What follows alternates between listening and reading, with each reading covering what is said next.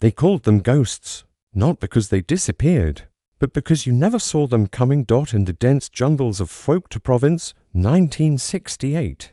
A female Viet Cong scout named Tran sat motionless beneath a canopy of leaves. She had been doing this for 3 years. Watching, listening, reporting. She had survived American airstrikes, artillery barrages, and close encounters with Marine patrols. She knew how foreign soldiers moved through the jungle. She understood their patterns, their noise, their fear. But something was different now. The forest had gone silent. Not the natural silence of dusk, but something else. An absence, like the jungle itself was holding its breath. Her unit commander had warned her 2 days earlier. The Australians were operating nearby, not the regular infantry. The others, the ones they called Ma Rung in whispered conversations. The phantoms of the jungle. Tran had laughed it off. She had been a scout since she was 17. She feared nothing. But now, crouched in the undergrowth with her AK-47 clutched tight, she felt something she hadn't felt in years. Pure, primal fear. Because somewhere in that silence, they were already watching her. The Valley of Shadows, Vietnam, 1966. The war had become a nightmare of confusion and chaos. American forces poured into the country by the hundreds of thousands, bringing with them helicopters, napalm, and firepower that could level entire villages in minutes. The Viet Cong responded the only way they could, by disappearing into the jungle, into tunnel systems, into the night itself. But there was one place where the Americans struggled more than anywhere else. Phuoc Tuy Province, a dense, unforgiving stretch of jungle southeast of Saigon, crisscrossed with rivers, swamps, and vegetation so thick that visibility dropped to mere meters. It was Viet Cong territory. They owned it. They knew every trail, every hiding spot, every escape route. The Americans tried everything. Bombing campaigns, search and destroy missions, massive ground operations involving thousands of troops. Nothing worked. The Viet Cong would simply vanish, regroup and strike again. Then, in 1966, a different force arrived, smaller, quieter, deadlier, the Australian Special Air Service Regiment. And everything changed. The soldiers who fought. Different live Australian SAS were not like the other units in Vietnam. While American forces often relied on overwhelming firepower and large-scale operations, the Australians brought something else to the jungle: patience. Each SAS patrol consisted of just 4 to 6 men. No heavy weapons, no radios chattering constantly, no support units following close behind. Just small teams moving through enemy territory for weeks at a time, living off minimal supplies, sleeping in the rain and operating in complete silence. They didn't come to Vietnam to win territory. They came to hunt. Their mission was reconnaissance and ambush. Find the enemy, watch them, learn their patterns, then strike without warning and disappear before reinforcements could arrive. It was psychological warfare at its finest. The Viet Cong couldn't predict when or where the Australians would appear. They couldn't adapt to a pattern because there was no pattern. But there was something else that made the SAS different. Something that went beyond tactics and training. They understood the jungle in a way other foreign forces didn't. Many SAS troopers had trained in the jungles of Malaysia during the Malayan emergency, where they had fought communist insurgents in terrain almost identical to Vietnam. They knew how to move without sound, how to read tracks that were days old, how to sense danger before it revealed itself. They became part of the environment, invisible predators in a world of green shadows. And the Viet Cong, who had spent years mastering the art of jungle warfare, suddenly found themselves facing an enemy who could do it better. The women in the shadows. Not many people know this, but some of the most effective intelligence operatives for the Viet Cong weren't men. They were women. Female scouts played a critical role in the war. They moved through villages, gathered information, watched enemy movements, and reported back to commanders. They were invisible in a way male fighters couldn't be. A young woman walking through a village with a basket of rice raised no suspicion. A young woman working in the fields near a military base could observe troop movements for hours without anyone noticing. But their most dangerous work happened in the jungle, Female scouts were often assigned to high-risk reconnaissance missions deep in contested territory. They would spend days alone, watching trails, listening to radio chatter, counting patrols. They had to be patient, invisible, and utterly fearless. Capture meant interrogation, torture, or death. These women feared very little. They had survived bombings, firefights, and the constant threat of betrayal. They understood the rhythms of war. They knew how American patrols moved, loud, heavy-footed, always talking on radios. They knew how South Vietnamese troops operated, nervous, clustered together, afraid of the dark. But the Australians were different. Viet Cong scouts began reporting something disturbing. Patrols that moved in complete silence. Soldiers who left no tracks. Ambushes that happened so fast that victims didn't have time to scream. Entire supply routes go in dark with no explanation. At first, commanders didn't believe the reports. It sounded impossible. No foreign unit could move through the jungle like that. But the reports kept coming, and they all said the same thing. The Australians were hunting them, and they were very good at it. The silence that kills. What made the Australian SAS so terrifying wasn't just their skill. It was the psychological effect they had on the enemy. Traditional warfare has a rhythm. You hear gunfire, you take cover. You see helicopters, you hide. You hear artillery, you retreat into tunnels.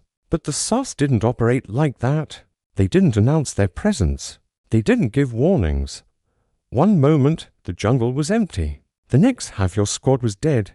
Female Viet Cong scouts began to describe a new kind of fear. Not the adrenaline rush of combat, but something slower and more corrosive. The fear of being watched, of knowing someone was out there, close enough to kill you, but choosing to wait.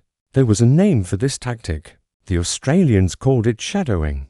SAS patrols would sometimes track Viet Cong units for days without engaging. They would follow just out of sight, learning patrol routes, identifying leaders, mapping supply caches. The Viet Cong would sense something was wrong. Animals would go quiet. The air would feel different. But there would be no evidence, no footprints, no broken branches, just an overwhelming feeling of being prey. Then, at the moment of maximum vulnerability, the SAS would strike. One former female scout, who survived the war, later described it in an interview. She said the Americans made you afraid of the sky. The South Vietnamese made you afraid of informants. But the Australians made you afraid of the jungle itself, and for guerrilla fighters who lived in the jungle. That was the worst fear of all.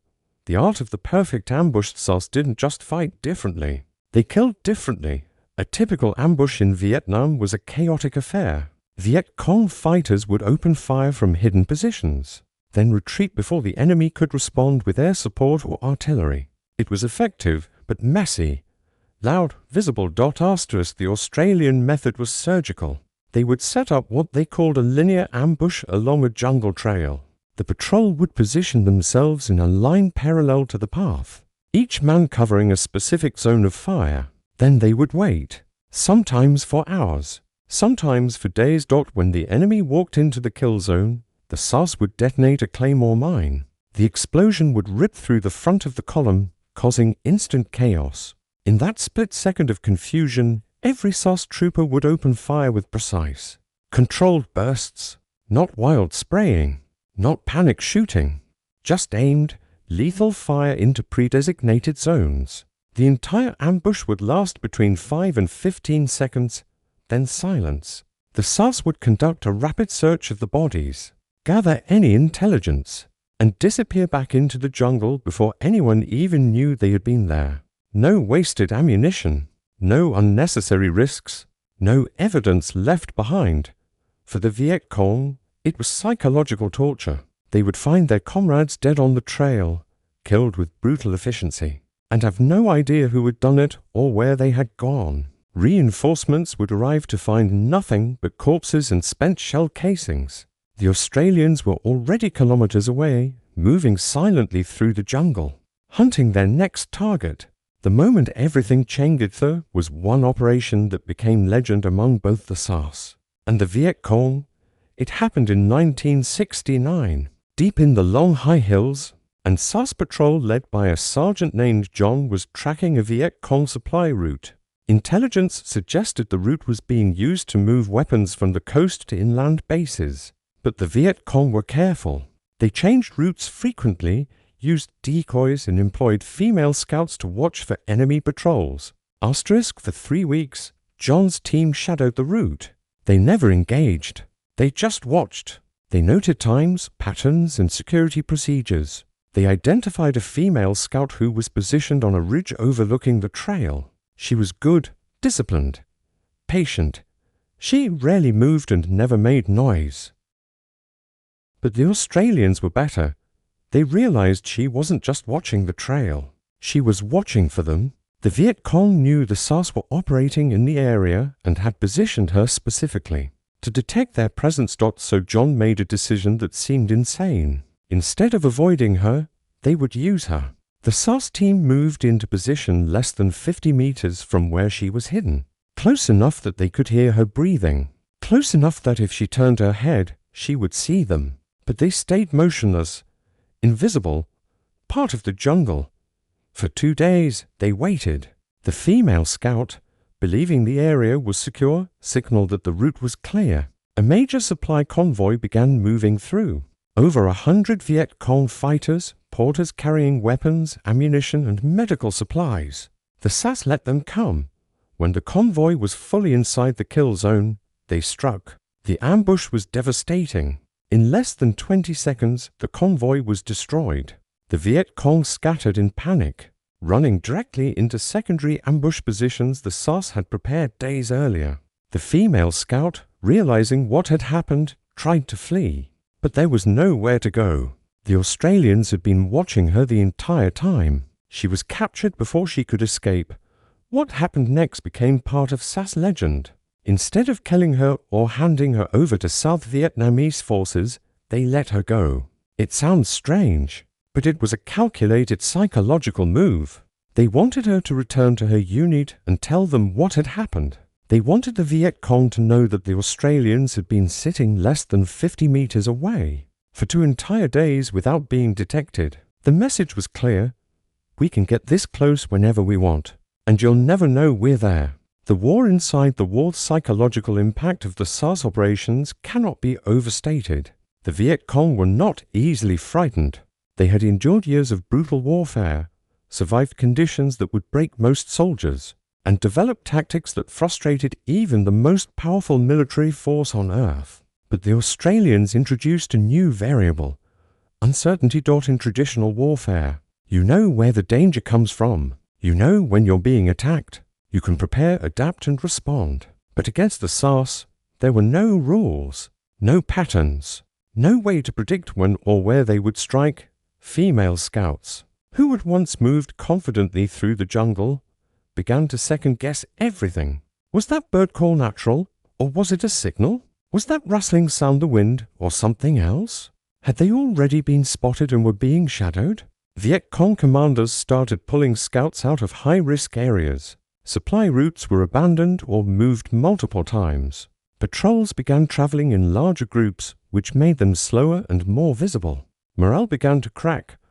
One captured Viet Cong document, recovered by Australian forces in 1970, contained specific instructions for dealing with SAS patrols. It warned fighters to avoid certain areas entirely.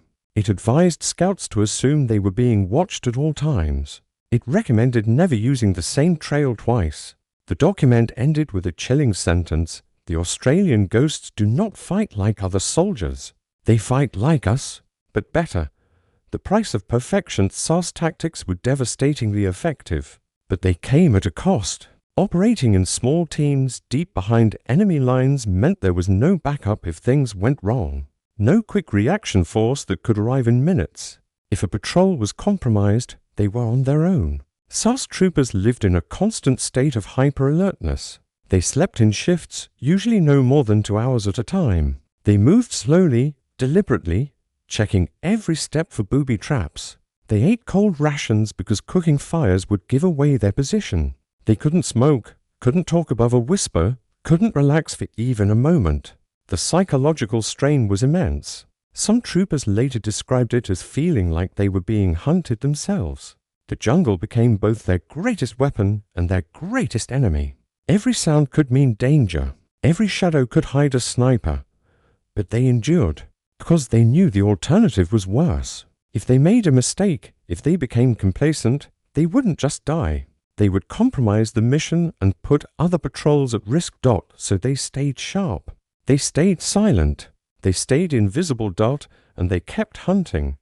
The ghosts become legend in 1970. The reputation of the Australian SAS had spread throughout the entire theatre of operations. American units requested Australian advisors to teach them jungle tactics. South Vietnamese forces wanted SAS teams attached to their operations. Even North Vietnamese commanders began circulating warnings about the Australian hunters. But perhaps the most telling sign of their effectiveness came from the Viet Cong themselves. Captured documents and prisoner interrogations revealed something extraordinary. The Viet Cong had begun offering bounties specifically for killing Australian SAS soldiers. The bounty was significantly higher than for regular troops or even American officers. They weren't just trying to eliminate a tactical threat. They were trying to eliminate a psychological one, because the SAS had proven something the Viet Cong thought impossible, that foreign soldiers could master the jungle just as well as they could. Maybe even better, female scouts, who had once been the eyes and ears of the Viet Cong intelligence network, began refusing assignments in certain areas. Commanders had to rotate scouts more frequently because the stress was breaking them down. Supply routes that had been used for years were abandoned because the risk of SAS ambush was too high. The Australians had done something no other foreign force in Vietnam had managed. They had beaten the Viet Cong at their own game, in their own territory, using their own tactics, and they had done it with just a handful of four-man patrols. The hidden cost, but there's a part of this story that doesn't get told very often. The human cost. The women who served as scouts for the Viet Cong were not monsters. They were daughters, sisters, wives. Many of them had joined the fight because their villages had been destroyed, their families killed. They believed they were defending their homeland against foreign invaders. And when the SAS hunted them, when they lived in constant fear of being watched and killed, it left scars that never healed. Years after the war, some of these women were interviewed by historians. They spoke about the nightmares that never stopped, the feeling of being watched that persisted decades. After the last Australian soldier had left Vietnam, the way they still flinched at unexpected sounds in the forest. One woman described it simply, the war ended, but the ghosts never left. This is the reality of psychological warfare. It doesn't just kill bodies, it kills peace of mind. It destroys the sense of safety that human beings need to function, and the effects can last a lifetime. The Australian SAS were extraordinarily effective soldiers. They performed their mission with skill and professionalism, but the weapon they used, fear itself, left wounds that bullets never could. The numbers tell the story by the time the Australian forces began withdrawing from Vietnam in 1971. The SAS had compiled a record that seemed almost impossible. Over the course of their deployment, SAS patrols conducted thousands of reconnaissance missions deep in enemy-controlled territory. They killed or captured hundreds of Viet Cong fighters. They gathered intelligence that led to the disruption of major supply operations and the capture of significant weapons caches. But here's the most remarkable statistic. SAS patrols engaged the enemy on their terms when and where they chose, and suffered remarkably low casualties compared to other units operating in similar environments. This wasn't luck. It was the result of extraordinary discipline, training, and tactical innovation. Every patrol member understood that their survival depended on perfect execution. One mistake, one moment of carelessness, and they would be overwhelmed by superior numbers. So they didn't make mistakes. They moved like water through the jungle, silent, patient, and utterly relentless. They studied the enemy with scientific precision, learning not just how they fought, but how they thought. They turned the Viet Cong's greatest advantages, knowledge of terrain and guerrilla tactics, into weaknesses by becoming even better at both. And the female scouts, the elite observers who had once been the Viet Cong's early warning system, became the hunted instead of the hunters. Asterisk the trick nobody saw coming. So what was the real secret? What made the Australian SAS so effective when other forces struggled? It wasn't superior weapons. The Australians used mostly the same equipment as everyone else. It wasn't superior numbers. They were always outnumbered. Often dramatically. The answer was simpler and more profound than anyone expected. They removed the one thing that defines conventional warfare: predictability. Every military force operates on patterns: attack patterns, patrol patterns, communication patterns. These patterns allow soldiers to coordinate, to support each other, to execute complex operations. But they also make you predictable. And in guerrilla warfare, predictable means dead. Asterisk the SAS threw away the playbook. They didn't operate on schedules. They didn't follow standard tactics. They didn't broadcast their intentions. Each patrol was given a mission objective and then granted almost complete freedom in how to achieve it. Asterisk. This meant the Viet Cong couldn't study them, couldn't anticipate them, couldn't prepare for them. Today's SAS patrol might spend 2 weeks just observing, gathering intelligence, never firing a shot. Tomorrow's patrol might conduct 3 ambushes in 3 days, then vanish completely. There was no pattern to analyze, no rhythm to predict. The Viet Cong were fighting an enemy that refused to fight like an enemy. And that small shift in approach changed everything. Female scouts, trained to recognize patterns and predict enemy behavior, found their skills useless. How do you predict the unpredictable? How do you warn your unit about a threat that operates by different rules every single time? You can't. And that realization, more than any weapon or tactic, was what created the fear that the SAS became famous for: the ripple effects. Success of the Australian SAS in Vietnam had consequences that reached far beyond the jungle. American Special Operations Forces studied Australian tactics and began incorporating them into their own training. The emphasis on small team operations, patience, and psychological warfare became standard doctrine for elite units around the world. But perhaps more importantly, the SAS operations in Vietnam proved something that military theorists had debated for decades: that quality could triumph over quantity, that discipline could overcome firepower, and that understanding your enemy's psychology was often more important than understanding their weapons. For the Viet Cong, the lesson was harsher. They learned that foreign forces could adapt, could learn, and could become just as deadly in the jungle as they were. The myth of invincibility that had sustained them through years of brutal warfare was shattered. Female scouts, who had once been among the most confident and capable operatives in the Viet Cong intelligence network, became increasingly reluctant to accept dangerous assignments. Some refused outright. Others developed severe psychological symptoms that made them ineffective in the field. One intelligence document captured in 1970 noted that recruitment of female scouts had dropped by nearly 40% in areas where the SAS operated. The reason given was simple: fear. The ghosts had won a war within the war, not through killing, but through the mere possibility of being killed at any moment, without warning, without mercy. The last patrol in December 1971. The last Australian SAS patrol withdrew from Vietnam. The war would continue for 4 more years, but the Australians' part in it was over. When they left, they took with them a legend that would outlive the war itself. Stories spread through the region. Some were true, some were exaggerated, some were pure myth, but all of them carried the same message: the Australian ghosts had been real, and they had been unstoppable.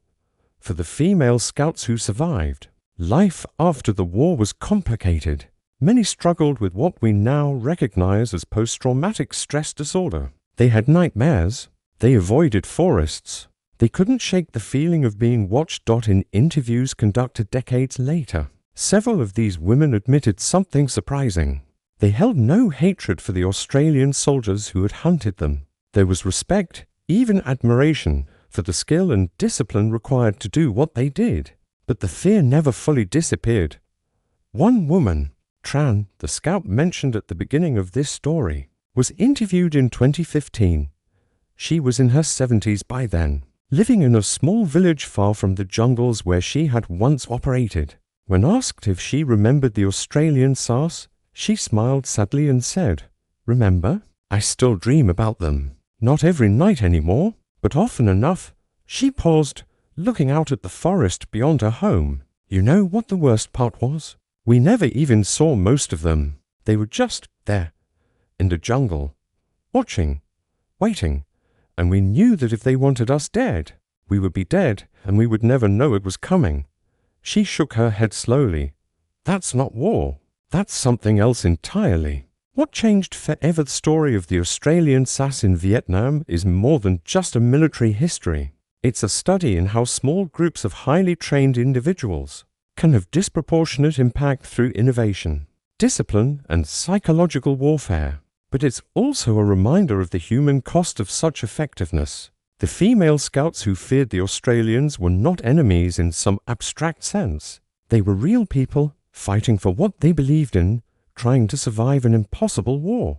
The fear the SAS created was a weapon, and like all weapons, it inflicted wounds that couldn't be seen, wounds that persisted long after the physical war had ended.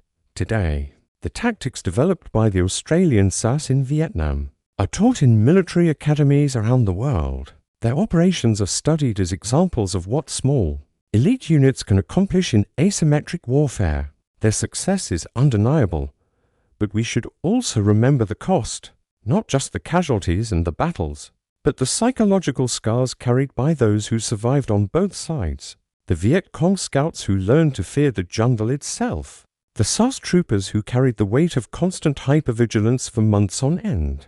The villagers caught between two invisible forces, never knowing which side would strike next. War has no truly clean victories, only survivors trying to make sense of what happened and why. The echo in the force their Vietnam War ended in 1975. The Australians had been gone for 4 years by then. The Americans left soon after. The Viet Cong won their war. Vietnam was united under one government, but in the jungles of Phuoc Tuy Province, something remained. Not the Australians themselves. They had gone home, returning to normal lives, carrying memories most of them never fully talked about. What remained was the legend, the story, the fear even today. Older Vietnamese who lived through the war in those regions will tell you about the Ma Run. Some claim they were invincible. Others say they were demons sent to punish the wicked. A few insist they were just very well-trained soldiers. But they all agree on one thing. When the Australians were hunting, the jungle itself became a different place.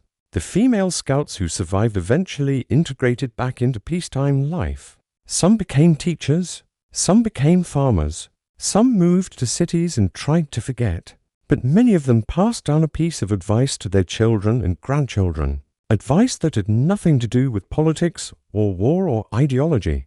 Asterisk if you're ever in the jungle, and the birds go silent, and you feel like something is watching you. Trust that feeling, and leave, immediately.